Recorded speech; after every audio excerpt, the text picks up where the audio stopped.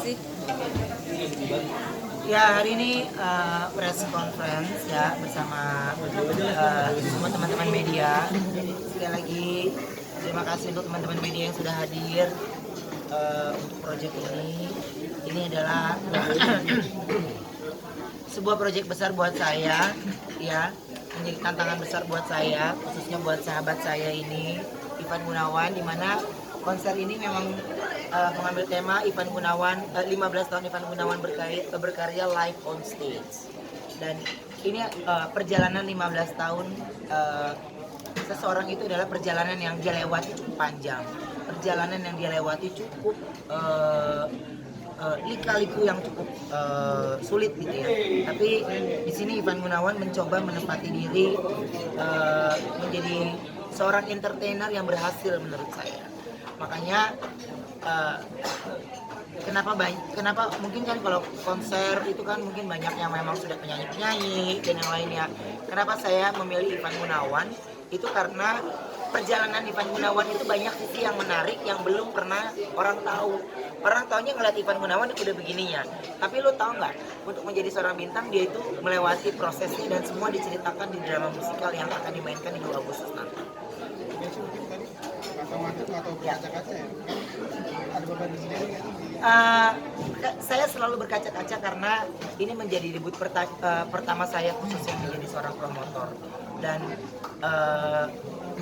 ini ya berada di posisi seperti ini juga adalah mimpi saya sebenarnya. Dan saya selalu bilang ya cepat atau lambat perlahan saya akan bergerak ke belakang layar. Saya akan bergerak ke belakang layar, tapi kan memang saat ini saya masih terus belajar, terus mencoba dan belajar dari teman saya yang sudah berhasil. Saya itu kalau punya feeling itu biasanya nggak pernah meleset.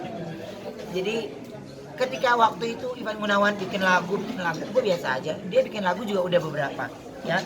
Tapi ketika dia bikin lagu, sebelum dia bikin lagu, gue udah ada acara ini duluan, ya. Udah ada acara ini duluan. Tapi ketika dia bikin lagu, itu dia dan lagunya pun meledak kemarin ini kan. Dia bagus sekali, secara penjualan dia bagus lagunya. Terus di digital dia nomor 1.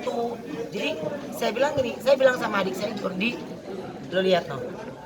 Ketika itu Ivan Gunawan lagunya belum jadi, ya. Tapi saya udah pilih dia. Ini anak pasti jadi. Ini anak pasti jadi. Dan itu terbukti. Makanya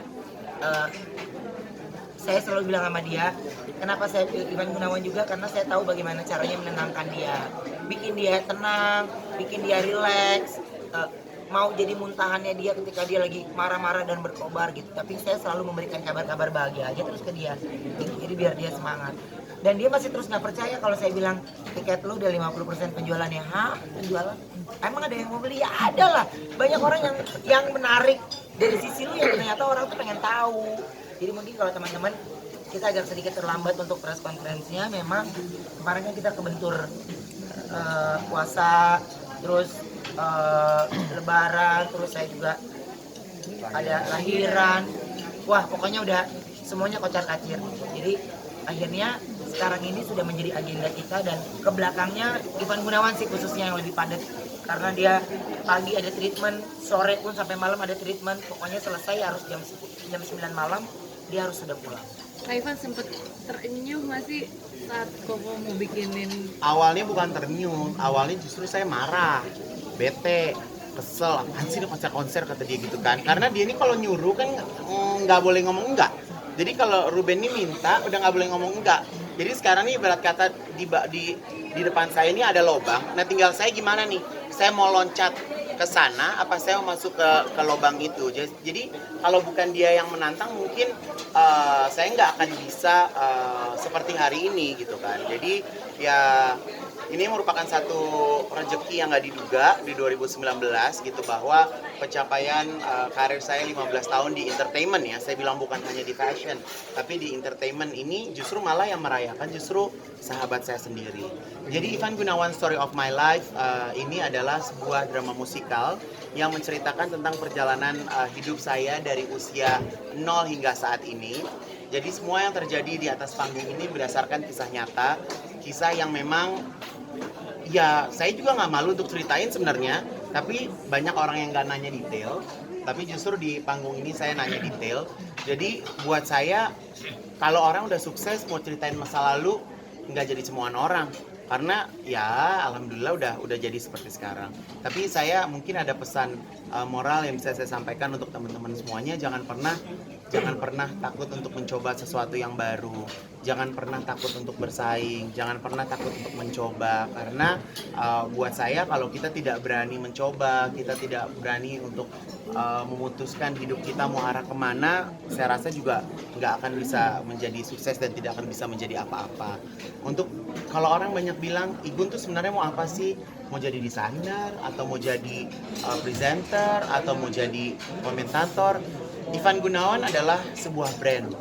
Jadi brand yang mau pakai saya di mana gitu, karena di fashion saya juga bertanggung jawab, di program-program acara juga saya juga bertanggung jawab gitu. Jadi bahwa hingga saat ini tugas saya adalah mempertahankan brand tersebut dengan ya yang pastinya naik kelas, mencoba sesuatu yang baru gitu. Saya kurang lebih ada 15 lagu, ada kurang lebih 5 lagu yang dibuat baru oleh Ibu Dian. Seru lagunya, saya suka banget. Lagunya tuh bener-bener, bahkan saya bilang sama Ruben, gue kebayang deh kalau misalnya nanti dari lagu yang gue bawain di sini nanti bisa jadi single. Jangan berisik, udah ada di otak gue. Jadi kadang aku belum ngomong tuh dia udah tau-tau diem-diem dia udah meeting sama produser aku, karena kebetulan kan aku sekarang nyanyi lebih serius ya, jadi aku punya produser, aku punya manajemen yang memang mau gimana pun juga ya bahwa harus ngikutin selera dari produser saya juga gitu. Jadi Ruben tuh udah diem-diem ngambil link ketemu produser ke ini ke ono, jadi dia lincah, emang lebih lincah gitu, jadi kayak oh best gitu, jadi sesuai gitu. Jadi kalau aku tuh ngelihat bahwa drama musikal itu kan kumpulan dari lagu-lagu gitu. Kalau misalnya lagu itu ternyata bisa dinikmati orang lebih banyak lagi kan jadi lebih wow. Apa yang membuat kayak Gede mau dan mengambil ini dan Saya suka drama musikal. Yang tadi saya bilang bahwa saya tuh pernah terlibat 2013 di drama musikalnya yang Titi Puspa. Pada waktu itu saya justru yang menawarkan diri, ya nggak ada apa judul cerita tentang aku. Oh iya ntar dipikirin gitu. Jadi aku latihan 3 bulan ya, aku nggak pernah ngerasa jadi artis, aku nggak pernah ngerasa jadi bintang. Jam berapapun saya di calling, saya datang. Karena buat saya itu satu tanggung jawab. Saya di saat saya mau ambil, ya saya harus menerima tanggung jawab itu. Saya nggak pernah miss latihan, saya nggak pernah miss gladi resik dan segala macam gitu. Karena di situ tuh tempat saya untuk belajar bagaimana bisa berkomitmen di atas panggung.